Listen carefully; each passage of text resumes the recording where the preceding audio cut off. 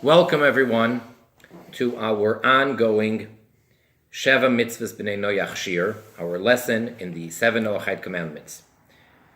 This is the 11th class in the Mavoi, the introduction to the original, in Hebrew, Sefer Sheva Mitzvot HaShem, Volume 1, otherwise known as the English translation of the Divine Code.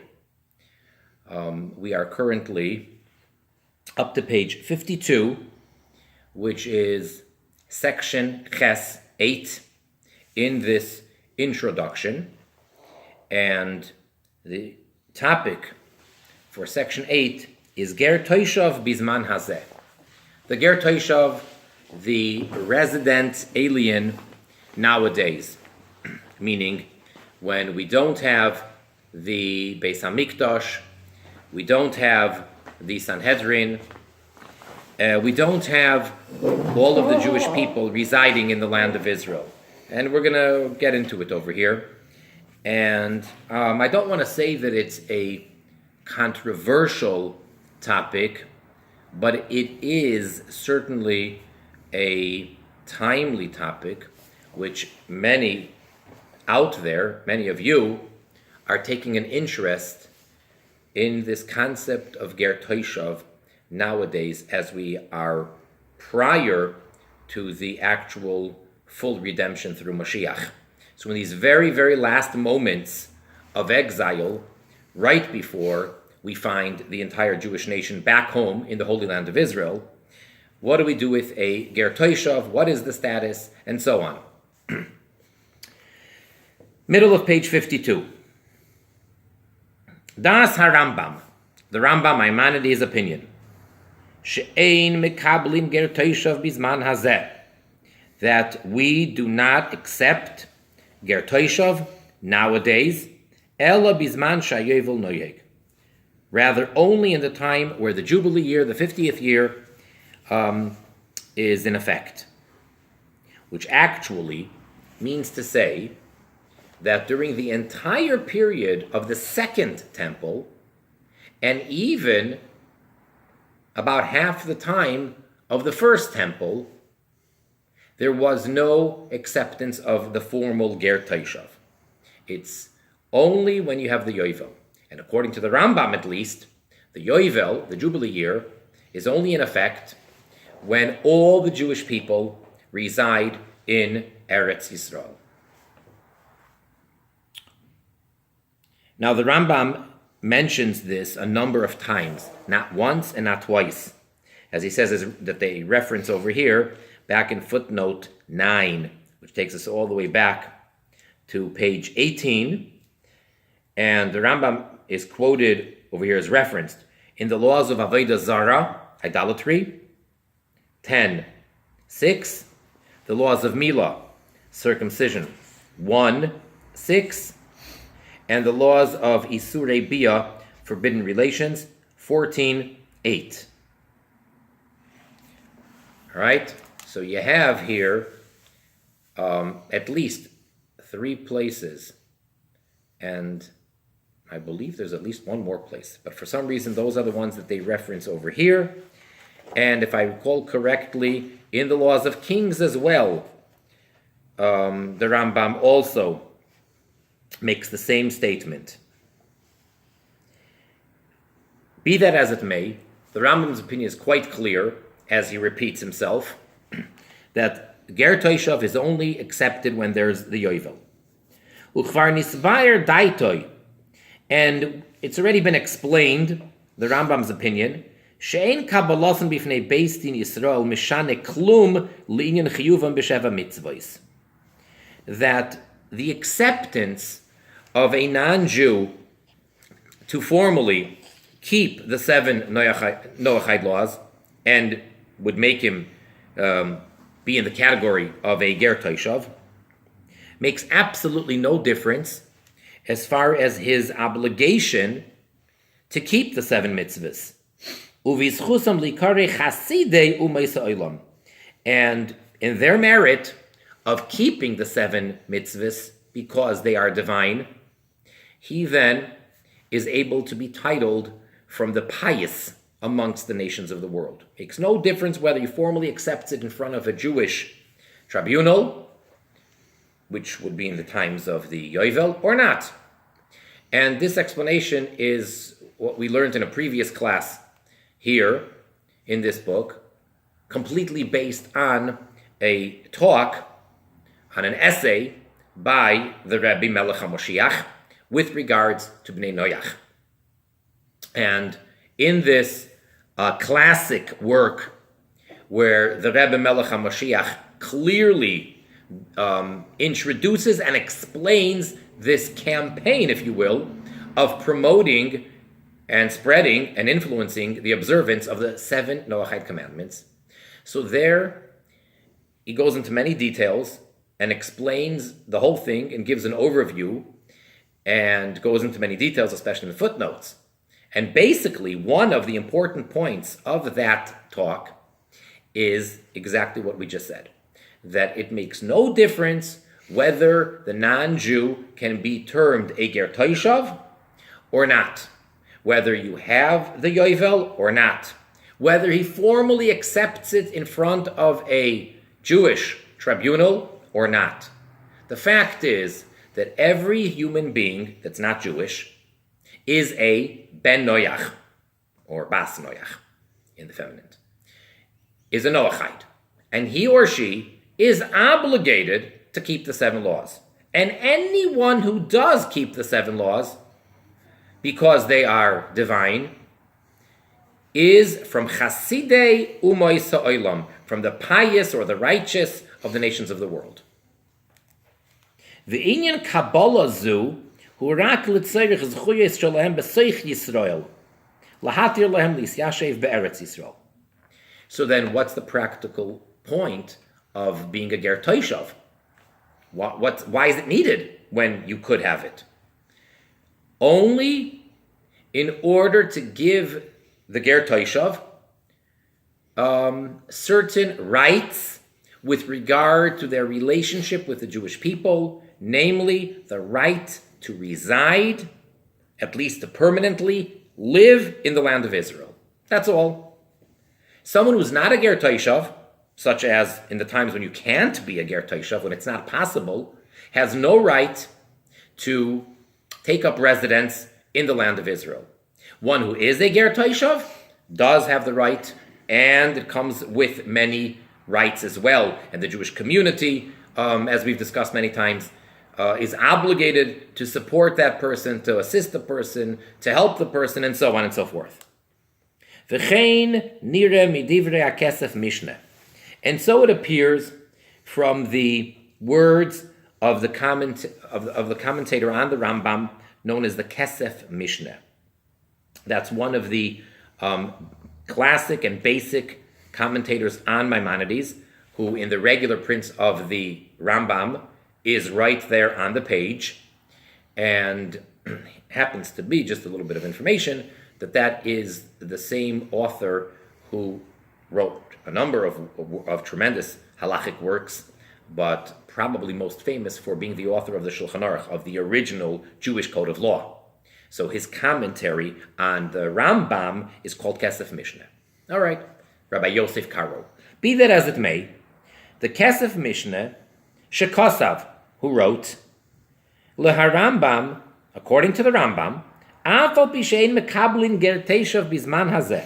Although indeed it's true that we cannot and we do not accept a Ger Toshav nowadays, Mikol Makoim, nonetheless, Im Ben Noach, if a Ben Noach, Misnaig Me'atzmoi Ki Ger Toshav, is on his own, because the Jewish community can't accept him as such, but on his own, is behaving, is conducting his life like a Ger Toshav, B'kiyum zayin mitzvahs b'nei Noach, meaning in the fulfillment, in the observance of the 7 Noachide commandments.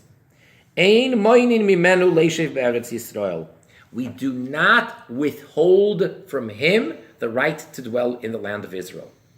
That's what the Kesef Mishneh understands in the Rambam. According to the Kesef Mishneh, the Rambam would hold that even nowadays, a Noachide who was keeping the 7 mitzvahs would have a right to live in the land of Israel. Meaning even in the time when the Jewish people have a strong hold in the land of Israel. Not to get into it, but again, we have mentioned it briefly, and we will devote, if not an entire lesson, part of a lesson, and give more attention to this, which I don't want to go into now, and that is the halachic status. By Jewish law, what is the status of the current modern-day so-called State of Israel since 1948? I'm not going to go into that now. But arguably, now is a situation where the Jewish people have a stronghold and are in charge and govern the land of Israel. That may be true. It may not be. It may not be accurate. At any rate, even in a time when the Jewish people have a proper government and are in control of the land, and let's say that the government can decide who has a right to citizenship and who doesn't, which means that hypothetically, the government, the Jewish government in the Jewish land, would be able to say and to pass a law that the only person who has citizenship and the rights as a citizen is whom they see fit, whoever the government decides. Which means that hypothetically they could say only Jews. Only someone who is born from a Jewish mother or converted to Judaism kahalacha, according to Jewish law in the Code of Jewish Law. Only such a person has a right to live in the land of Israel. That would be beautiful, by the way. But getting back to the point, even in such a situation, according to the Kesef Mishnah's understanding in the Rambam, the government at that time should allow any non-Jew that is known to be a Noachide who is observing the 7 mitzvahs. Someone who leads his life and is a law-abiding 7 mitzvah ben Noach would have a right to live in the land of Israel as if it was a time of Yovel and as if this person formally accepted it, which would make him a Ger Toshav. So does he have the title and the status of Ger Toshav? No. But even without that, according to this opinion in the Rambam, he would have a right to reside in the land of Israel. Very interesting. Top of page 53. V'chein nire das harashba b'teres habayis shehevia beis Yosef.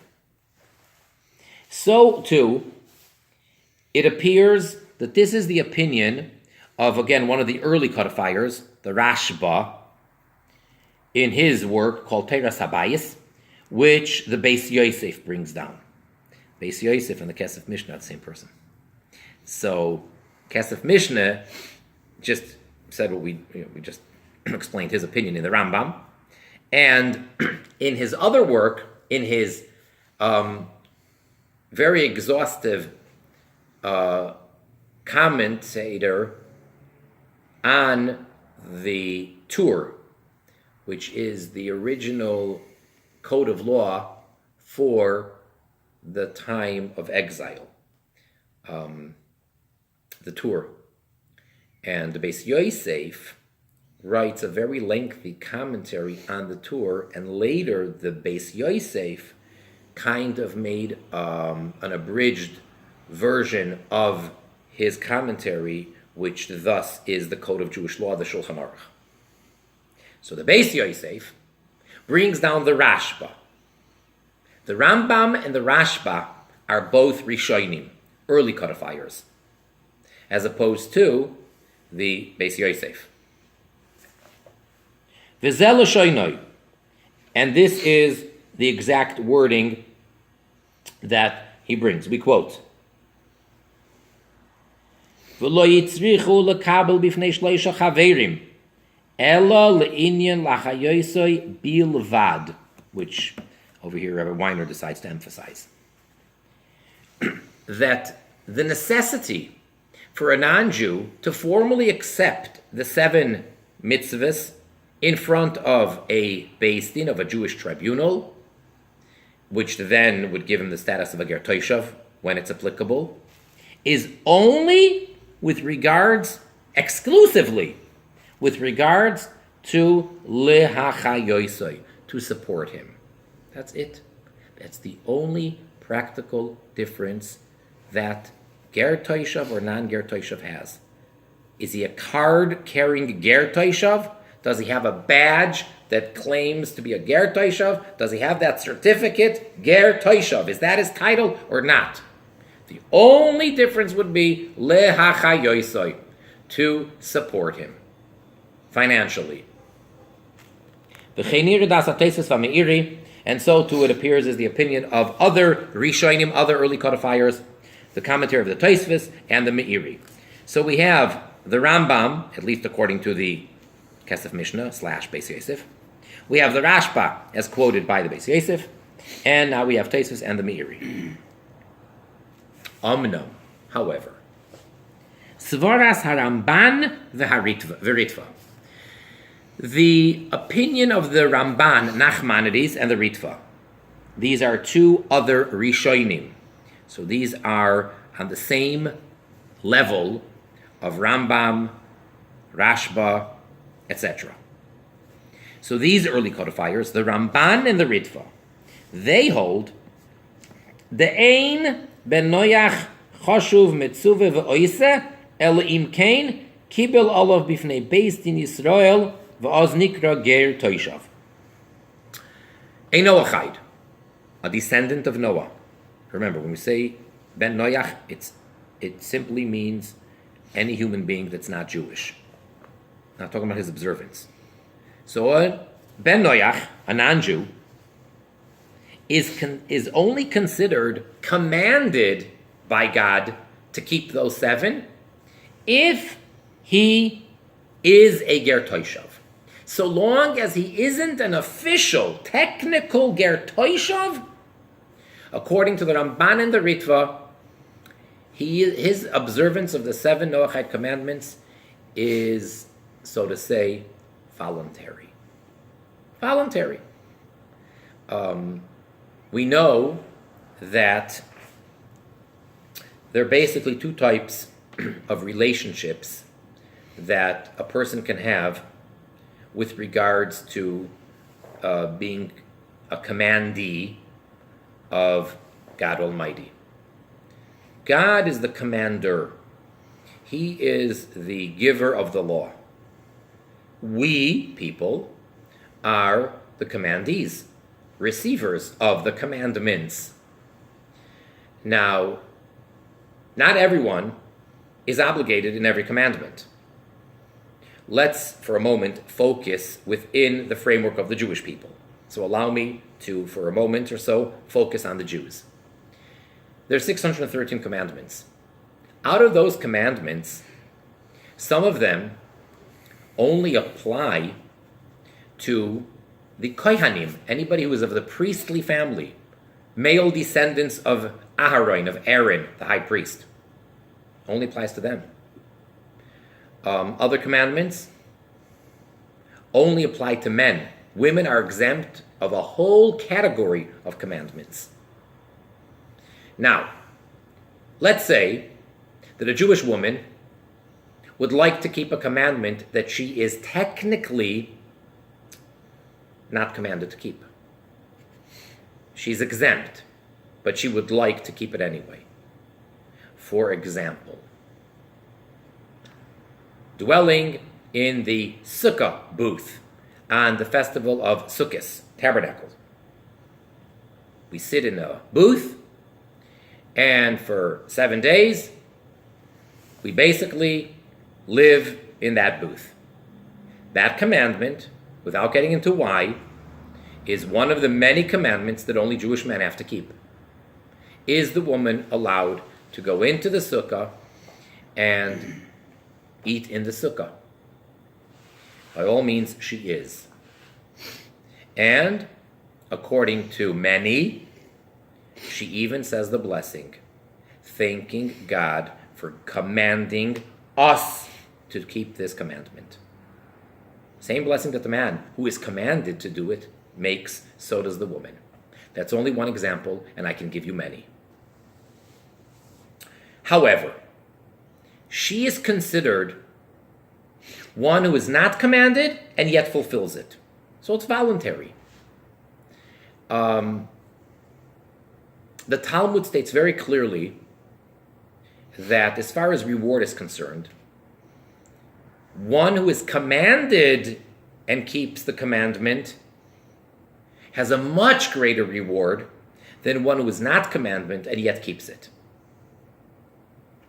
And there are a number of explanations given philosophically why that is so. You may wonder, and at first you may think it should be the other way around, that if you're commanded, it means you have no choice, and that means that if you transgress, then you're a transgressor and you're a sinner and you should be punished. But if it's out of your free will, so to say, and out of the kindness of your heart, and you want to take on something extra, shouldn't you then have extra commandment? And it's not so. And there are various different explanations given, as I mentioned. I'll just mention one. I'll give one reason. One suggested logical explanation as to why it works that way is because the nature is such that when someone is obligated, when someone is outright commanded to do something or not to do something, that's when the defense forces all of a sudden come to surface. And that's when the person doesn't want to. Because you told me I have to, I don't want to. I'm not going to. So the evil inclination within the individual all of a sudden is making it difficult to keep it. But when someone is not commanded, and someone says, you don't need to do that, then the person's attitude is, but I want to. You didn't tell me I have to. And that works, of course, in interpersonal relationships as well. I'm sure that you can go on and on with regards to relationships between friends, between spouses, that many of the psychologists will suggest, instead of making demands, just let the other person feel that this is what you would like, and on no level demand it of them. Not just verbally, but really don't make such a demand, and then you'll see how they come around. All right? Be that as it may, that's one explanation. But the fact is that there's a big difference between being commanded and not being commanded. So according to the Ramban and the Ritva, any non-Jew that's not a Ger Toshav who keeps the 7 is doing it categorically as a volunteer, not as being commanded.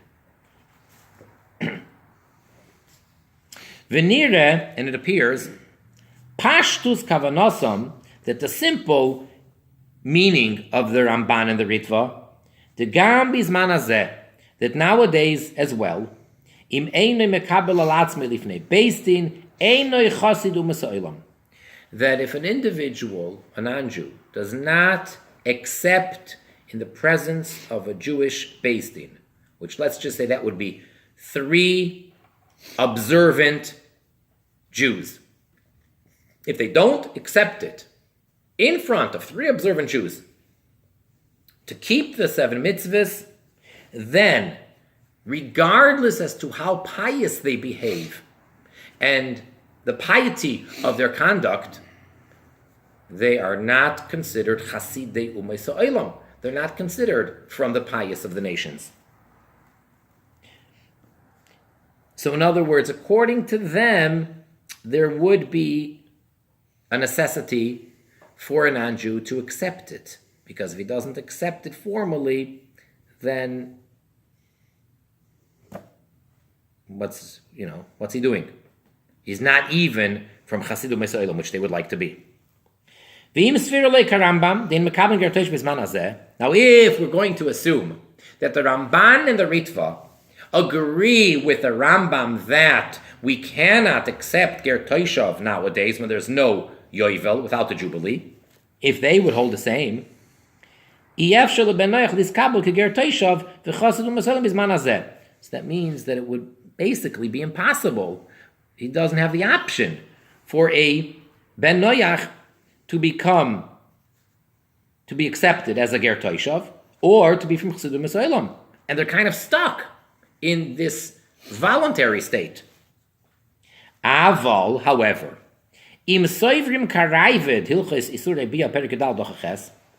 if, however, we were to assume that the Ramban and the Ritva hold like the Rambam's critic, like the Rambam's colleague who argues on him often, and that is the Ravid.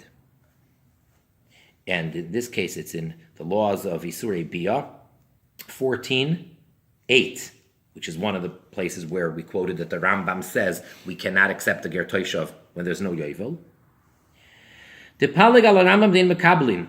The Ravid disagrees with the Rambam, who says that we cannot accept it. V'svir olei, and he holds, the Ravid holds, the Mekablin Ger Toshav bizman hazeh, that we, the Jewish community, do accept Ger Toshav nowadays.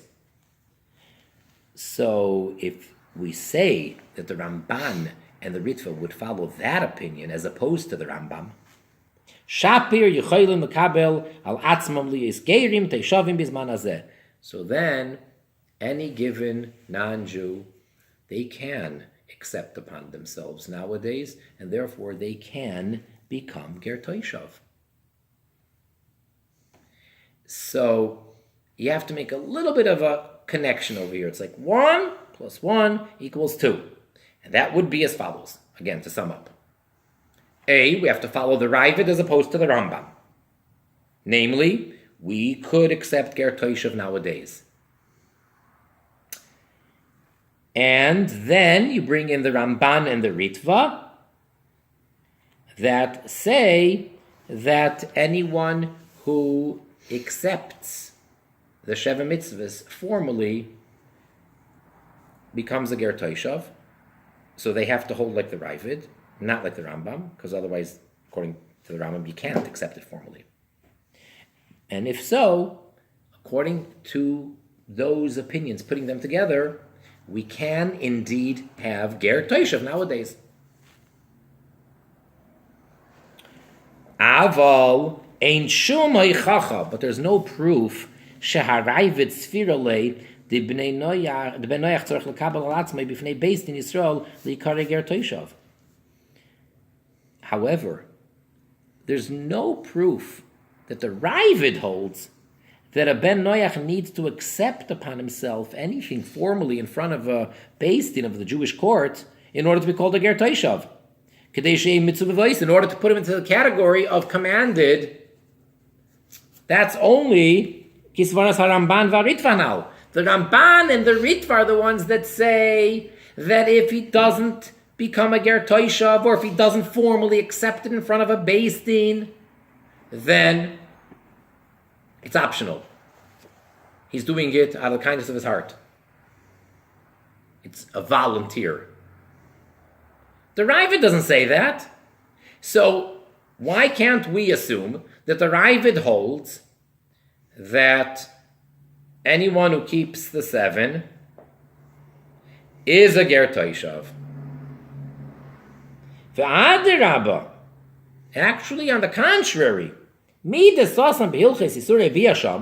the fact that the Ravid just says it like plainly in the laws of Isurei Bia that we just quoted, 14:8, the inyan Ger Toshav urak l'inyan lahatir yeshivasei ba'aretz ulachayosoi.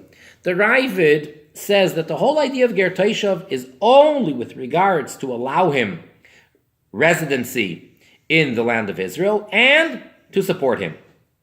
And the Rashba quotes the Ravid and added nothing, just quoted him. Mashma, from this is implicit, the maskimim, that they agree, Ravid v'Rashba l'sfaras Rambam bazeh, that the Ravid and the Rashba agree in this part with the Rambam. The Ravid disagrees with the Rambam about when can you have a Ger Toshav.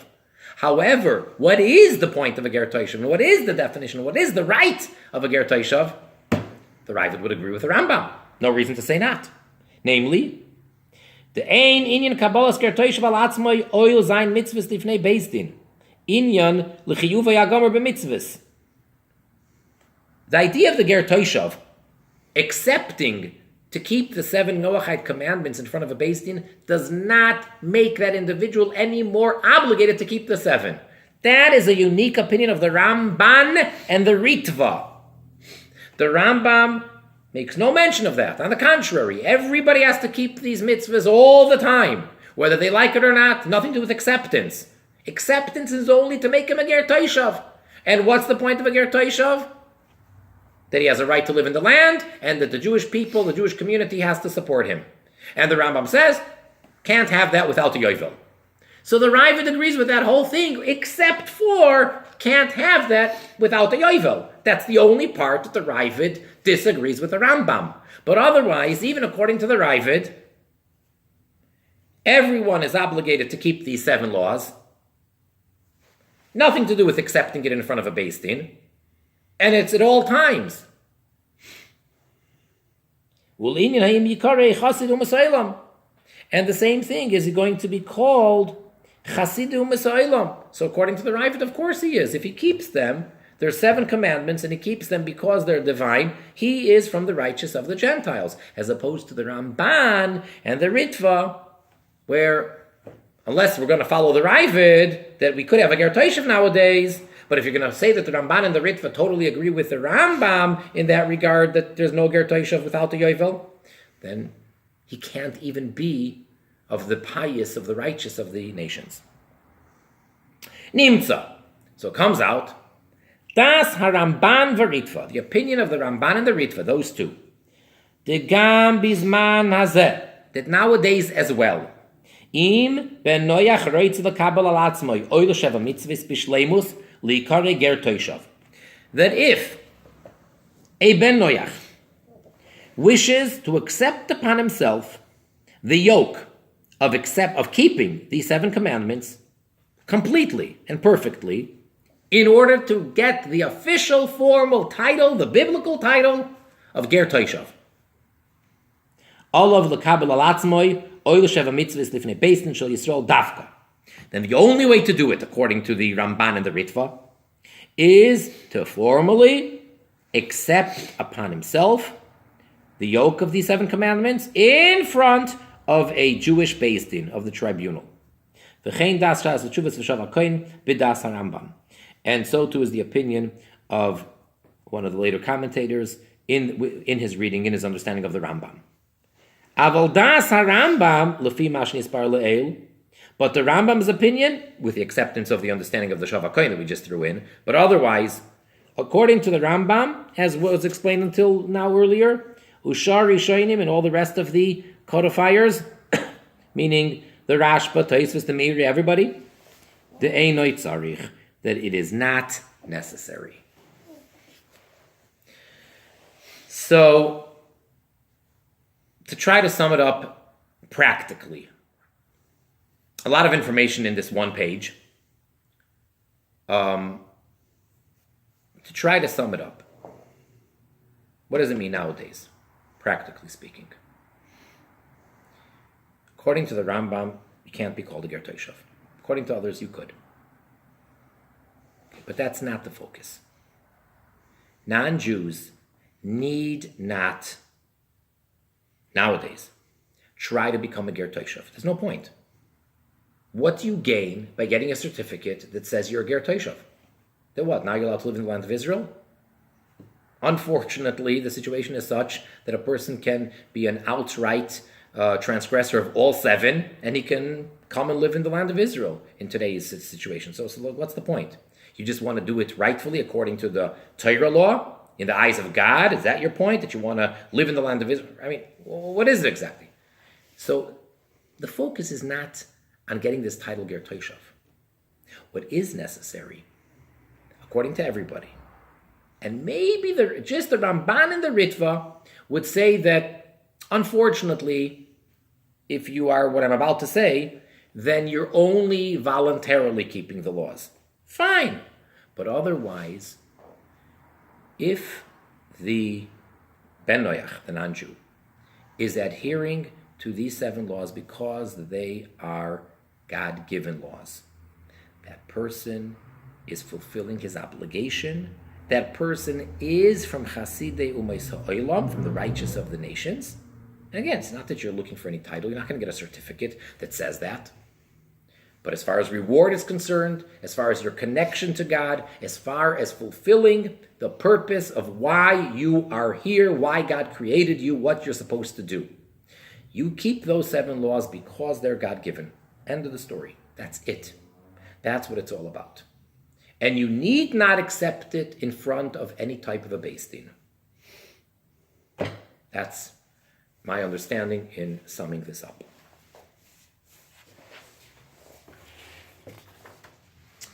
The next piece over here, bottom of page 53, Tes,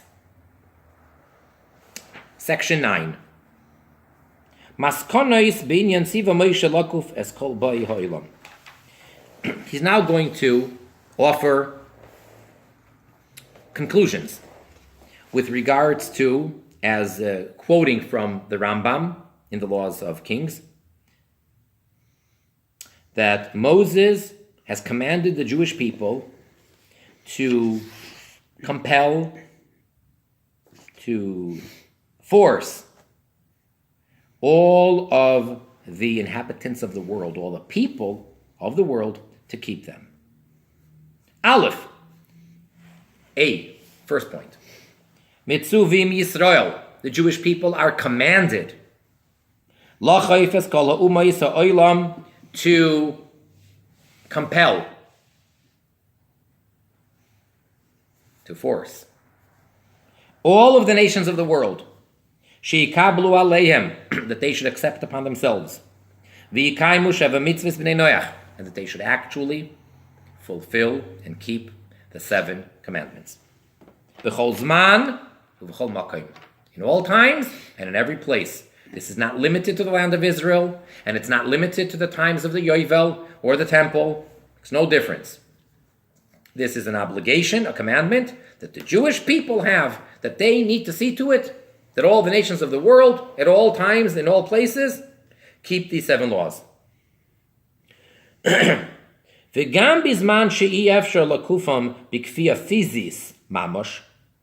even in a situation, in a time, where it's impossible for the Jewish people to literally force them physically, we can't say, if you don't keep them, we will give you lashes or something. We can't force them.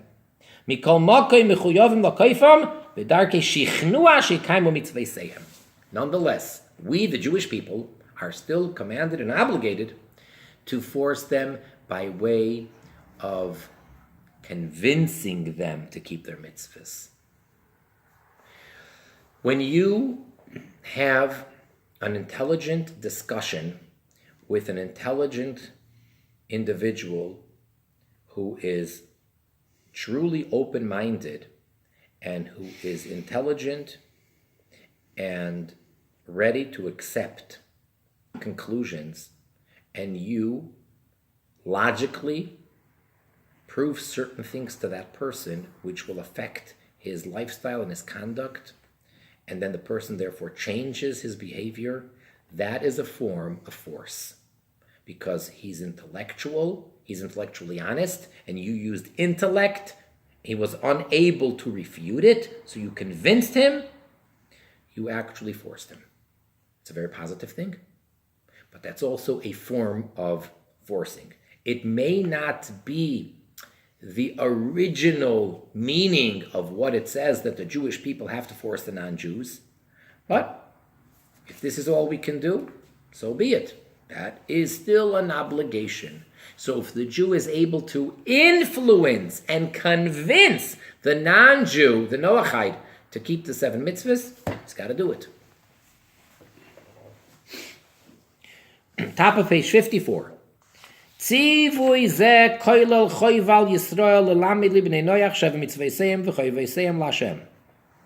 commandment that we just mentioned includes in it the obligation of the Jewish people to teach to the non-Jewish world, to the Bnei Noach, their 7 commandments and their obligations towards God. And that's what we're doing here. Hence, the book is written in Hebrew. I think it's fair to assume that, at least at the moment, as of till now, most Bnei Noach, the billions of people, don't yet know Lashon HaKodesh, the original Hebrew language, well enough to be able to pick up the volumes of Sheva Mitzvot HaShem and learn the laws of their observance of the 7 commandments. The Divine Code is a translation. And there are many other wonderful books out there which deal with Sheva Mitzvot Bnei Noach on many levels. On the practical level, on the deeper, esoteric level, on the philosophical level, on many levels. A whole list of wonderful books out there. I'm not saying that every one of them agrees with the others and they're all 100%. I'm not actually giving any approval right now to any of them per se, but it's out there. There are websites, and their books are there. And it's an obligation on the Jewish people to write such books, to publish them, to disseminate them, and to teach them. And I guess a starting point would be in Maimonides, the Laws of Kings. Those chapters over there in the Laws of Kings, chapter 8, 9, and 10 in the Laws of Kings, that's a starting point. Because the Rambam is the first one to codify it. He's gleaning his information from earlier, from the Talmud, but to know what to do practically, that would be a starting point. Beis. B. This commandment for the Jewish people to, quote unquote, force or influence the nations of the world to keep their 7 mitzvahs is not merely on the Jewish king or on the Beis Din, on the court, Ella al kol echad shebicholtoi lashpia al ben Noach, but rather on every individual that has the ability to influence a ben Noach. So yes, theoretically, there could be a Jew that's not obligated. If he is secluded, if he is isolated, if he lives only amongst Jews and has nothing to do with the outside world, which I think with today's technology and today's social media, there aren't that many Jews that would fall into this category. Perhaps just a few decades ago, somewhat of a nice percentage of Jews would fall into that category. But today, very few. But if you have a Jew that has no dealings, nothing to do with non-Jews, that Jew is arguably exempt from going out and seeking the non-Jew. But do not make the mistake and think that this is a mitzvah, commandment for the Jewish people, for the nation, namely for the king. Because there are such commandments. There are certain things which only apply to the Jewish king or to the Beis Din. Not in this case. It applies to any Jew that has the ability and the opportunity to influence any ben Noach. It's not only if you happen to be in a very powerful, influential situation where you have a whole city or a state or a neighborhood politically or otherwise under your influence. No. A Jew has people that work for him, people that interact with him, or people that need him and want in business deals, and they're ready to listen to what he has to say, whatever the case may be. Gimel, C. Chiyuv zeh, this obligation, lachayfes kolboi ha'olam, to force all the people of the world, hurak kasher ein nezek l'Yisrael mizeh, is only when the Jews will have no suffering from it, when there is no harm done to the Jew, not at the expense of the Jews. Vafilu rak nezek moment, and even if it's only a financial harm, Ve'in tzarich loimer sakana lenefesh. And it goes without saying that if it endangers the very life of the Jew. Loi b'makom hazeh v'loi b'makom acher. Not here nor anywhere else. So if the Jew trying to influence the non-Jew to keep his 7 mitzvahs will endanger Jews elsewhere, then it's also not to be done. This obligation does not override any type of harm or damage to any Jew.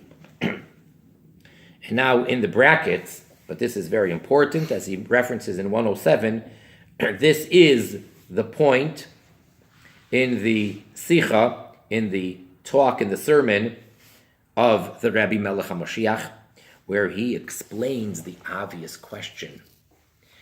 In the early 1980s, comes along the leader of the generation, the Rabbi Melech HaMoshiach, and makes a campaign of Sheva Mitzvot HaShem. Where has he been until that point? Where were all the leaders for the past centuries? If this is an obligation all times and all this and all that, we don't find that it was done. And the Shulchan Aruch, the Jewish Code of Law, doesn't speak about it in a formal or in a direct way that a Jew is obligated, as the Rambam says. So in brackets, V'zeu atam, and this in fact is the reason, Shadoyreis Rabim, that many generations lo yosku b'farhesya b'davar zeh, were not involved openly, publicly, in this matter. Loi bishtadlus lashpia alumaysa oilam lekayim sheva mitzvahs b'nei noyach.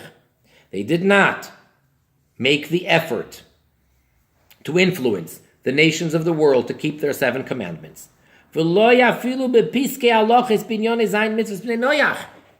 even the rabbis and the Jewish law authorities were not involved in giving rulings for the Bnei Noach. There was no code of law for a Ben Noach, what to do, what not to do. All you had was the scattered discussions in the Talmud, and then the Maimonides, those 2-3 chapters that we've been discussing. That's it. But all other topics, as the generations go on, are explained and debated, and there's more and more explanation when it comes to Jewish law. Jewish law doesn't end with Maimonides. It continues. There's a whole code of law, and then some. You don't find this when it comes to Sheva Mitzvot Bnei Noach. And the reason is because we were unable to do so. Because the Jewish people simply were in danger on one level or another. Avol b'doyreinu, but now in our current generation, shein sakana badavar, there's no danger involved. Vadavar efshari, and it's possible to do it. Umiskabel yafe etzel umay soilam, and it's actually received and accepted nicely by the nations of the world. They appreciate it. Im kain, if so, choivas tzivu Moshe Rabbeinu. So now the obligation of the commandment through Moses,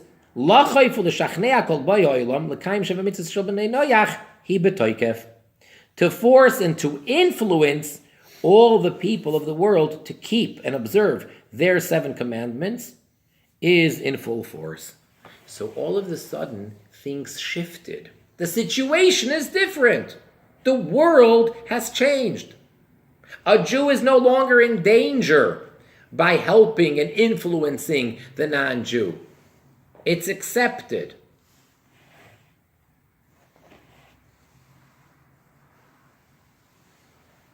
I mean, it's being done all over the place, on many levels. Not just in the United States, but surely in the United States.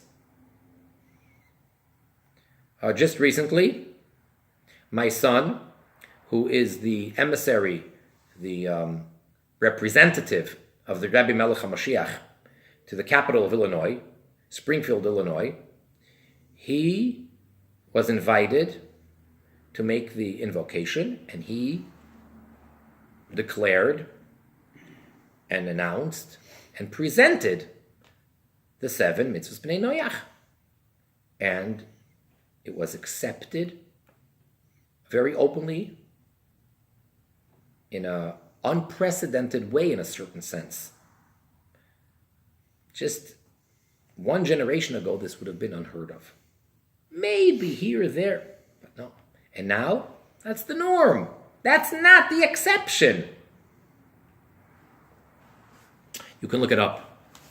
Rabbi Mendel, Turin, Senate, whatever it is, in the Illinois Senate. Dalet. D.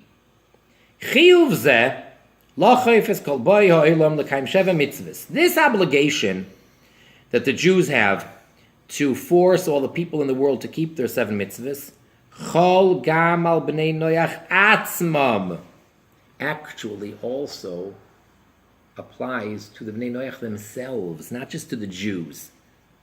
Shemechuyavim lo chayv shar b'nei noyach l'kaim sheva mitzvahs b'nei noyach, that the non-Jews, the b'nei noyach, are obligated to get the other b'nei noyach on board, so to say, and that they too should keep the 7 mitzvahs. So it's not only a commandment by Moses, by God through Moses, to the Jewish people. Everybody is obligated. So if you happen to be one of those fortunate individuals that knows that you're a ben noyach and knows the 7 commandments and keeps the 7 commandments and lives such a lifestyle, you're obligated to influence whoever else you can. I choose not to use the word proselytize. Hey, E. Isur misayeya yideyoivre avera, the prohibition of helping or assisting someone who's a transgressor. Chol applies bein al Yisrael u bein al ben noyach. It applies to a Jew as well as to a ben noyach. B'mikre, in a case, she'ein la misayeya shum toy eles v'anomi piulasoi. If the one who is assisting the wrongdoer benefits nothing and gains nothing from this activity, then it's forbidden to assist. Because then there's nothing in his assistance other than assisting a sinner. And that's not allowed. Even for a ben noyach. You cannot assist someone in transgressing if you gain nothing on no level. But in a case that the individual knows with certainty that in every case this sinner is going to transgress, he's a transgressor, and he will transgress. You know that. I mean, to the best of our ability. You know the person, you know the situation. It's not that, well, it was a certain situation, or it was a weak moment, or he might No, you know the situation.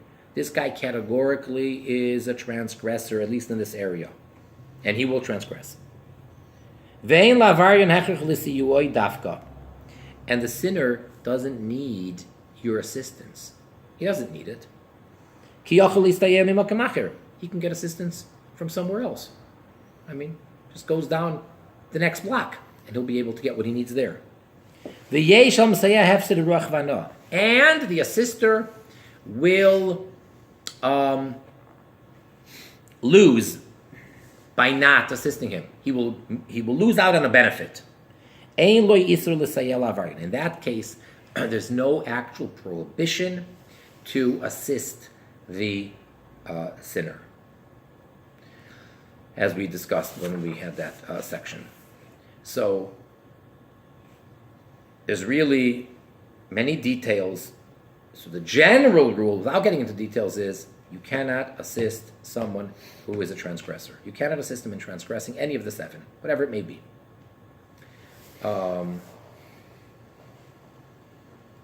If you gain nothing. And if you do gain, well then, depends.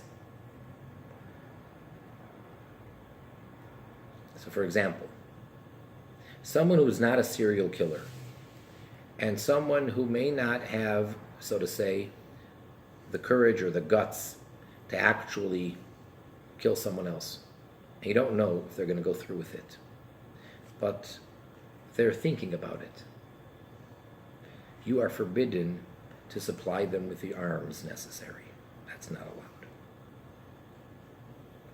However, if you have a store, this is your livelihood. You sell ammunition, you sell guns, and your clientele are police officers. Or, without getting into the whole debate about, guns or not, I know that's very controversial, and many people have very strong feelings one way and the other. But let's say that it's a situation where it's legal, if you have a license, to carry a gun. Okay? That's the situation, not getting into whether that's good or bad. But if that is the situation, and someone is coming to buy a gun, you're to assume that he's using it for self-protection, that in case he gets held up, or in case he needs it for protection. You're not assuming that he's a murderer. Therefore, you're allowed to have such a store and to sell those things. Because the assumption is you're not selling it to people that are murderers. That will be it for today's class, which leaves us on the bottom of page 54, and it's Yud, section 10, which is basically the last section, because 11 is just thinking. But section 10, where the discussion is going to be, to give out rulings for the Bnei Noach nowadays, which is really what this book is all about. And that is what prompted the writing of this excellent, thorough book. So that's the last section. So until next time, wishing you all success in all of your proper endeavors, in keeping, promoting, spreading, teaching, and living a life of proper Bnei Noach, who keep the 7 mitzvahs Bnei Noach, and making this the perfect world that it's meant to be, with the immediate coming and full revelation of Mashiach now.